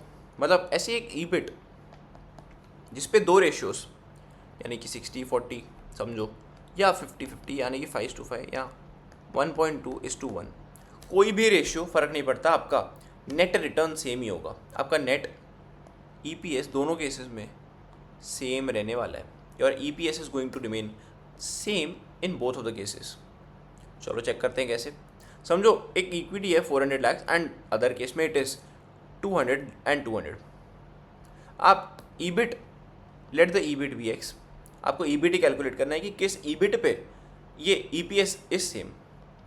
आप ये x में से, x सेम है दोनों का, x में से आप क्या करोगे, सबसे पहले तो आप इंटरेस्ट लेस करोगे. यहाँ पर इंटरेस्ट तो 0 है, केस नंबर 1 में इंटरेस्ट इज 0.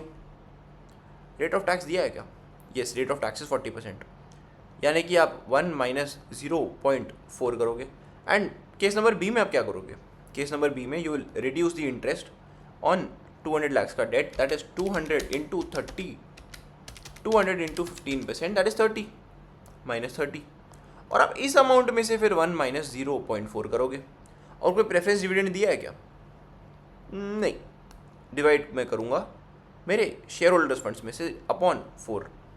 यहाँ पर आई डू अपॉन 2, यहाँ पर आई डू अपॉन 2, यहाँ पर x into 0.6 upon 4 is equal to x minus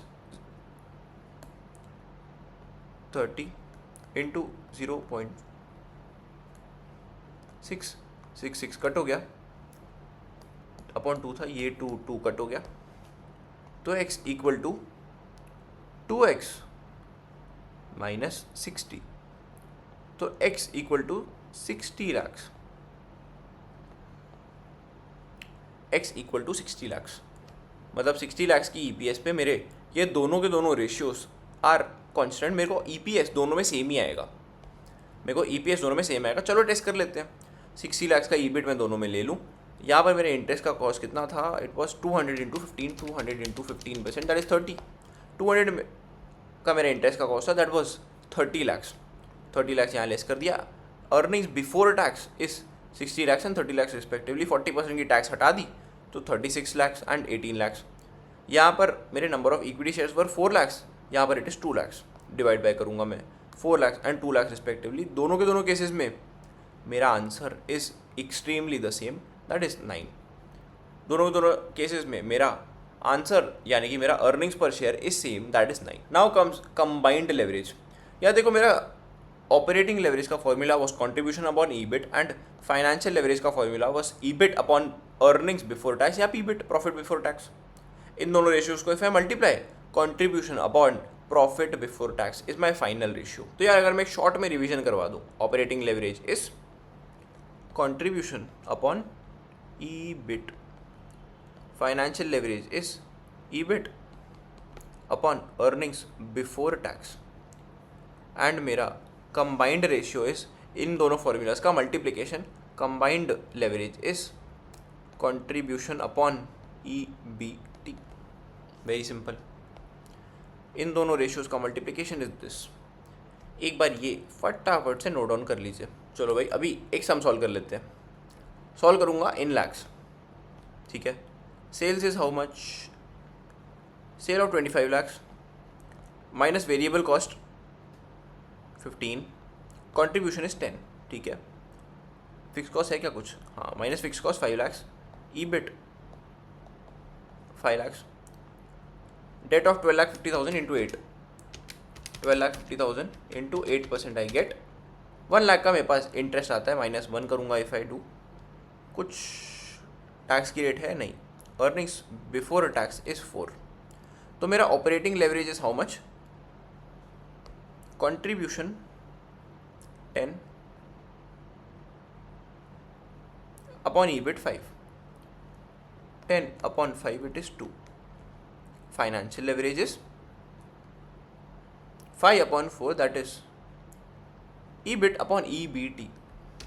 5 divided by 4, 1.25.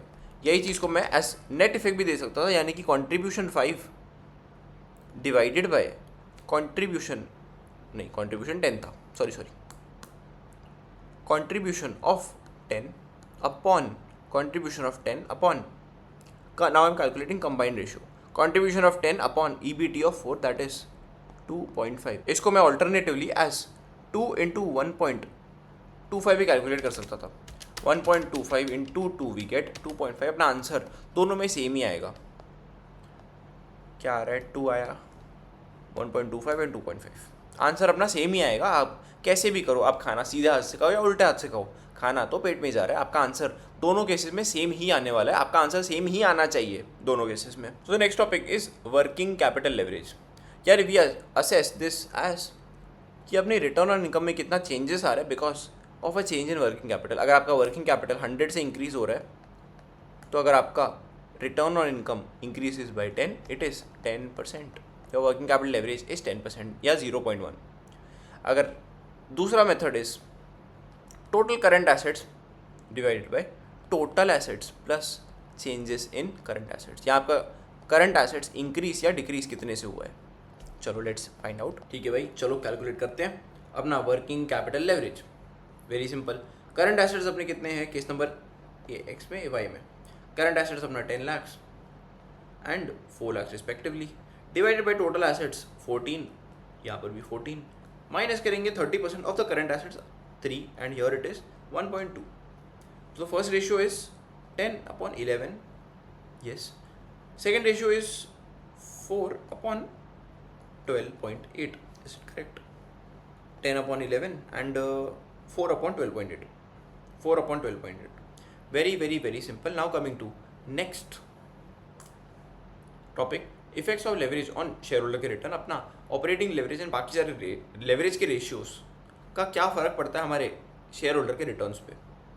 अगर अपना ऑपरेटिंग लेवरेज हाई है, operating leverage of too high it is slightly risky because यहाँ पर इट शोज़ कि we are highly dependent on fixed cost. अपना fix cost ज़्यादा है as compare to variable cost which is slightly risky in the long run.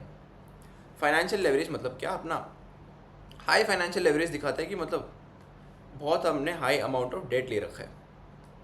Financial leverage क्या दिखाता है? EBIT upon EBT. And EBT कैसे आता है? ईबिट में से इफ आई लेस इंटरेस्ट। तो अगर बहुत ज़्यादा अगर फ्लक्चुएशन है, मतलब हमारा इंटरेस्ट का खर्चा बहुत ज़्यादा है, हमने बहुत सारी डेट ले रखी है। Financial over leveraging means incurring a huge debt by borrowing funds at a lower rate of interest. हम बहुत ज़्यादा अमाउंट ऑफ इंटरेस्ट पे कर रहे हैं, जिसकी वजह से हमारा EBT is significantly lower than that of our EBIT. ठीक है, हमारे फाइनेंशियल लेवरेज एंड रिस्क के बीच में क्या रिलेशनशिप है? यार देखो, जैसे जैसे हमारा फाइनेंशियल लेवरेज बहुत हाई है, मतलब कंपनी का ब्रेक इवन पॉइंट भी हाई होगा। जो हमारा फाइनेंशियल ब्रेक इवन पॉइंट हमने interest plus preference dividend upon 1 - T करके पढ़ा था, दैट वुड ऑल्सो भी हाई। मतलब कंपनी को ज़्यादा पैसे कमाने पड़ेंगे सिर्फ बाहर वालों के उपकार उतारने के लिए। कंपनी को ज़्यादा अमाउंट ऑफ पैसे कमाने पड़ेंगे जस्ट बिकॉज उनको बाहर वालों के लोन के एहसान उतारने हैं। तो मतलब एक कंपनी को ज़्यादा पैसे कमाने पड़ेंगे जस्ट सो दैट वो बाहर वालों के उपकार उतार पाएँ, जो कि वो गलत बात है यार। जितना high amount of external liabilities होती है, उतना रिस्क भी तो हाई होता है। उतना रिस्क जो ओनर्स उठाते हैं, that is also high. This increases the company के chances of getting bankrupt. Increase in financial leverage increase the risk of the stock holders because higher leverage will cause higher volatility in earnings and greater volatility in stock price. इससे हमारा earnings, stock price, सब कुछ पे एक negative impact पड़ता है।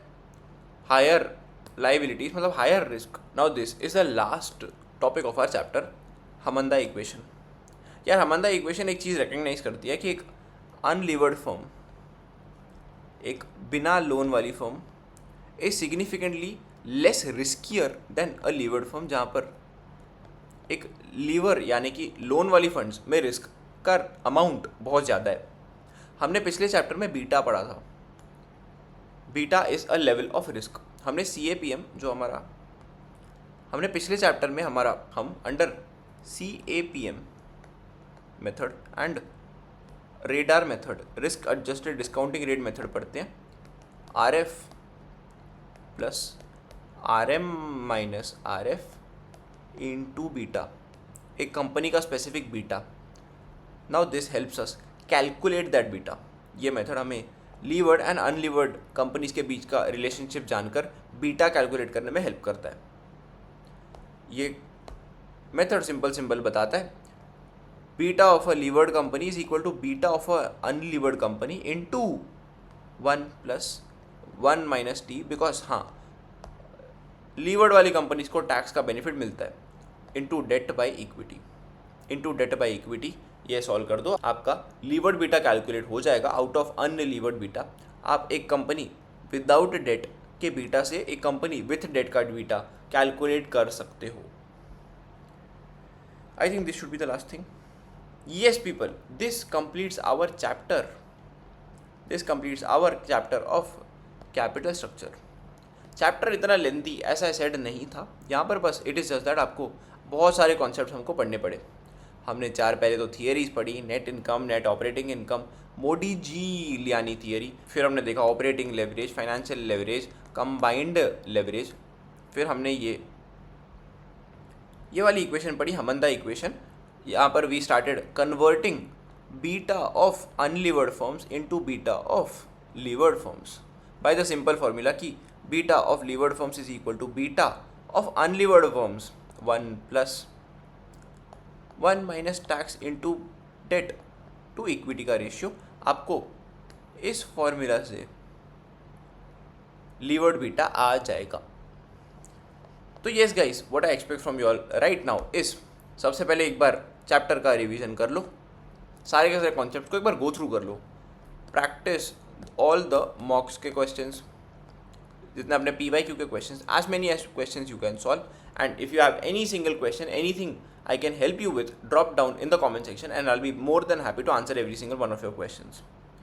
Video पसंद आई हो तो एक लाइक करना है, प्यारा सा कमेंट करना ना भूलना, एंड अगर दिल से पसंद आई हो अपने किसी एस्पिरेंट फ्रेंड के साथ शेयर करना भी ना भूलना।